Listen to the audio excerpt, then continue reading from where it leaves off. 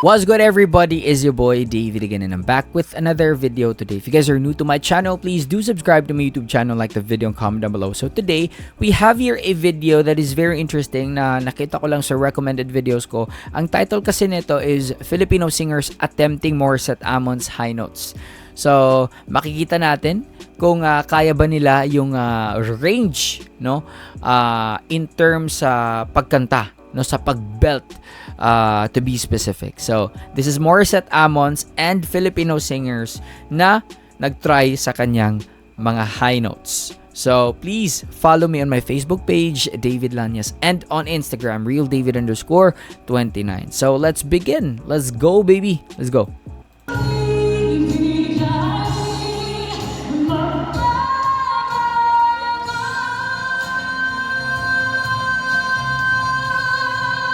Meron dito isa.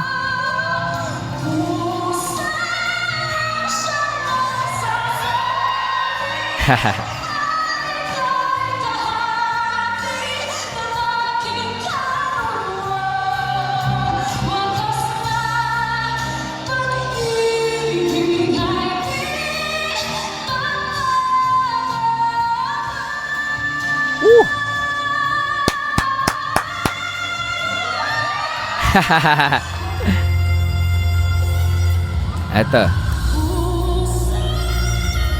Oh.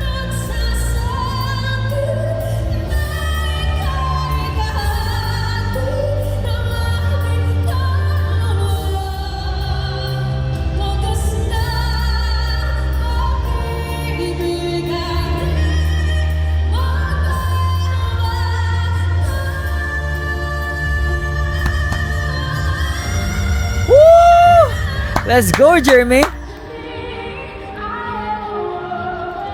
I love that. That was so clean. Ang linis ng Jermaine. Kung sino man si Jermaine dito, if ever makita mo tong video na to, you rock, man. You rock. Ang galing mo. I love it, man. I love it.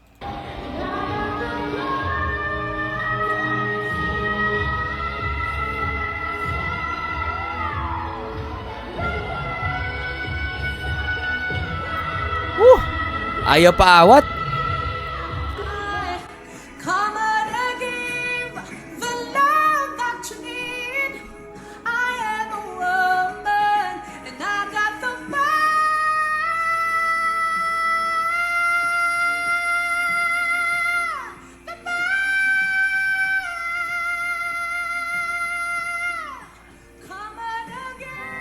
Okay. Yun, falsetto lang yun, but it was clean also. Galing, no? Very stable at powerful ng ano niya, ng falsetto ni Oriza. Ito, gusto ko nang bumitaw. Let's go.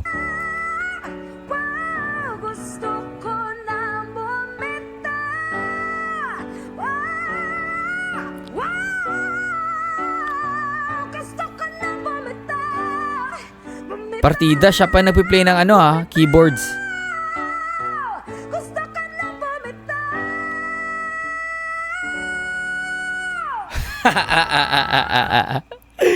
Natatawa na kay Morissette pag ganun na walang effortless no? Although we can see yung ano niya, yung the way niya maggalaw-galaw sa katawan, but I mean effortless yung high notes, no? Kinakain niya lang. Ito si Mary Kem, let's go.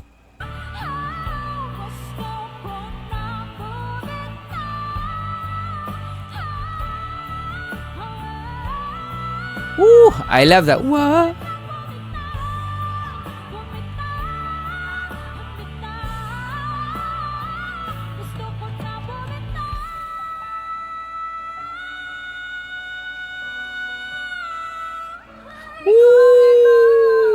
Okay, kay Mary Kem naman, no? Kay Mary Kem naman, may mga bali siya doon na alam naman natin na when singers do bali, well, first of all, to make it their own, no?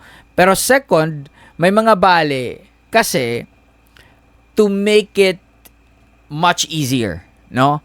But narinig naman natin yung last note ni Mary Kem na talagang she was able to hit that high note, no? Although nag-bend siya pababa ulit, no? Hindi niya lang na like the sustain, but that was also still amazing kasi hindi lahat ng mga singer, kahit gaano kapakagaling, may stamina na ganito kay Morissette. So talagang you have to be able to do that, no? Na may ano ka talaga eh. Dapat may stamina ka, hindi ka lang biritera. You should also have that condition na agility, explosiveness, stamina, anytime. Dapat may ganun ka.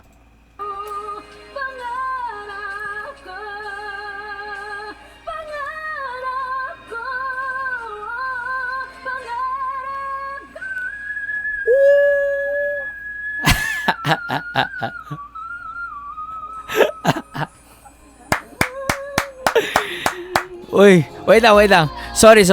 Ulitin ko lang kay Morissette ha. Ang galing kasi. Sorry. Eto nga.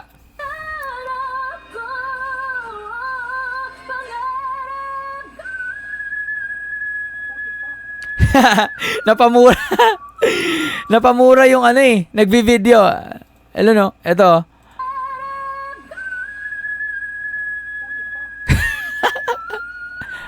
Ano yun?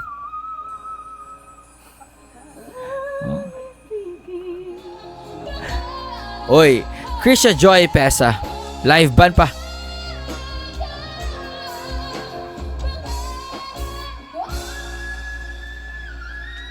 Uy!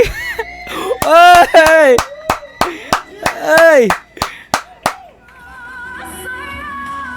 Uy! Worth watching ulit. Ulitin natin yung kay ano. Pakinggan nyo ha. Tumaas pa eh.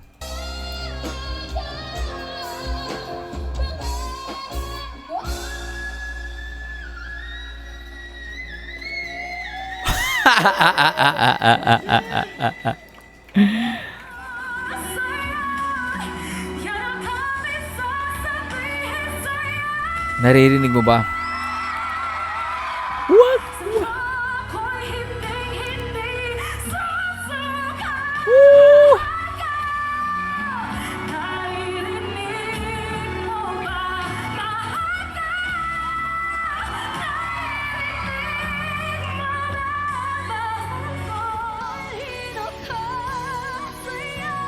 Eto, nare-ako na to eh, kay Antoinette Tismo. Man, this is very good.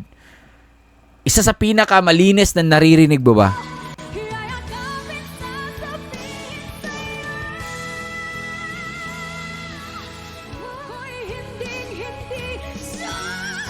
Woo!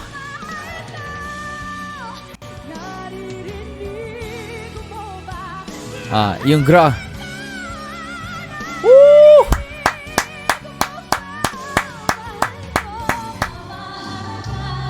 Grabe. Every time na marinig yung version ni Antoinette Tismo ng naririnig mo ba? That's one of the best. By far, I think the best live version sa isang contest.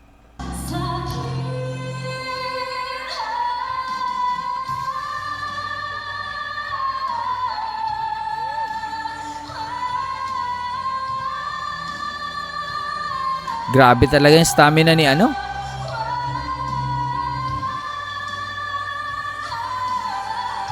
Woo!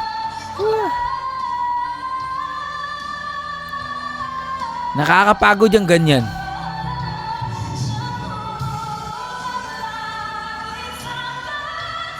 Woo! Di pa siya tapos.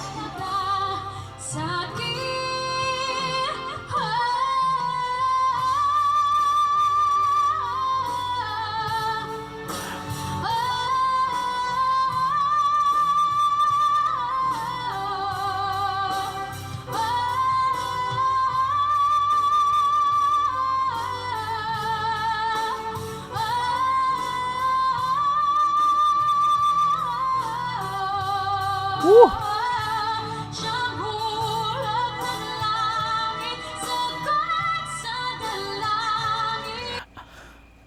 Familiar tong Alisa Bonaobra. I think na sumali siya sa isang contest dati or singer na talaga to. Very familiar yung face niya, very familiar yung pangalan niya, and very familiar yung boses niya. And I know that she's that good. No, I just had this gut feeling.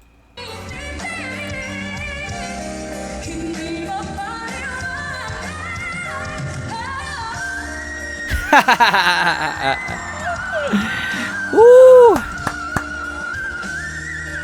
Grabe. Alam nyo, one thing that amazed me so much is yung whistle. No, whistle note. Okay? Pagka a singer can do that, it's already amazing. No? Kasi hindi lahat blessed to have that. No? Kasi mahirap talagang i-practice. No? But what's more amazing is if you can maneuver it, no? Na parang hindi siya whistle note, kagaya ng ginawa ni Morissette, no? That is, if amazing yung whistle tone or whistle note, mas amazing na like 20 times na mas amazing pagka mamaneuver mo siya ng, you know, at ease.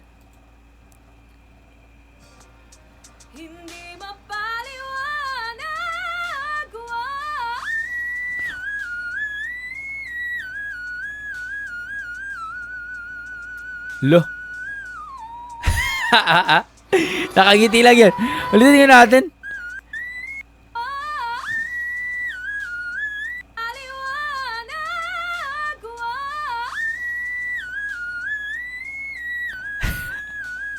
Basic.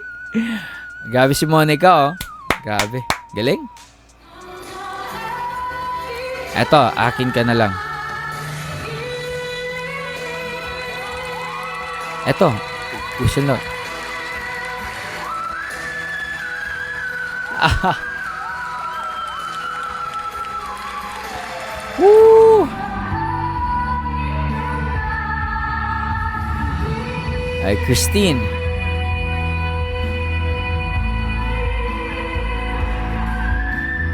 Woo! Grabe. Ano bang kinakain ng mga kabataan ngayon? Kahit sa sports, kahit sa music, ibang-iba na yung level of talent, no? Skill ng mga bata ngayon. Dati, nakakarinig ka lang nung ako'y bata pa, nakakarinig lang ako ng whistle note kapag kay Mariah, no? Pero ngayon, siguro kahit saang lugar, may isa kada 10 bata na pwedeng mag-whistle note, no? Grabe. Wait lang. Ano sabi doon? Sustained may sinabi din. Ay, wait lang. Meron dito. Sustained upper belts, okay?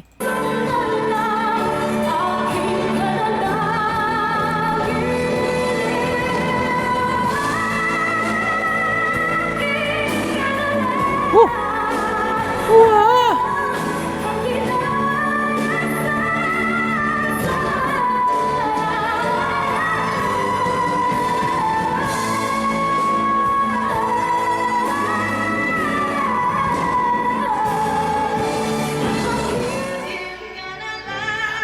Okay guys. Actually guys, 'di ba, ang daming whistle note ni Morissette, no?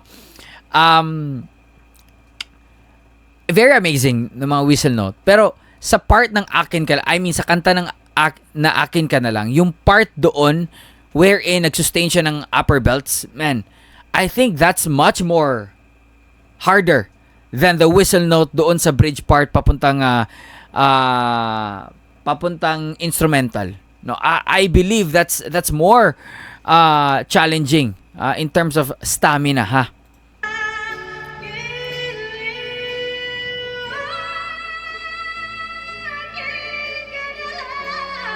Woo, Mami Cat.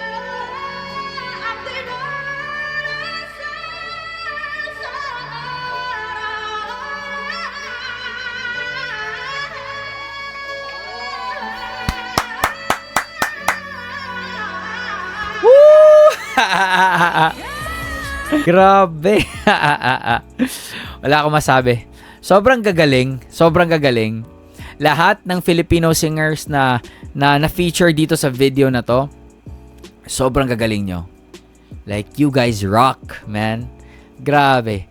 So, hindi lahat ng singers have that certain stamina in terms of yun nga yung mga sustained upper belts, just like Morissette is very known for, no, yung aside sa whistle tone or whistle note na ginagawa niya sa iba niyang performances, sa iba niyang kanta, but yun talaga yung yung stamina ni Morissette pagdating sa sustained upper belts, no, yung pagbe-belt niya na talagang grabe.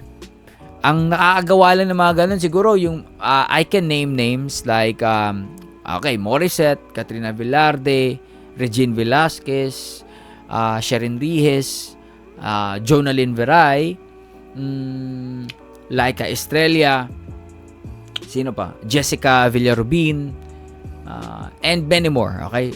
Di ko lang siguro na-mention yung iba, but there's a lot. But again, depende yan sa stamina. So yeah, that's it. Grabe. Proud to be Filipino. Grabe talaga mga Filipino pagdating sa kantahan. Hindi talaga papahuli. So yeah, that's it. Hope you guys enjoyed that one. Peace out, everybody. Much love. Stay safe and God bless you all. Peace.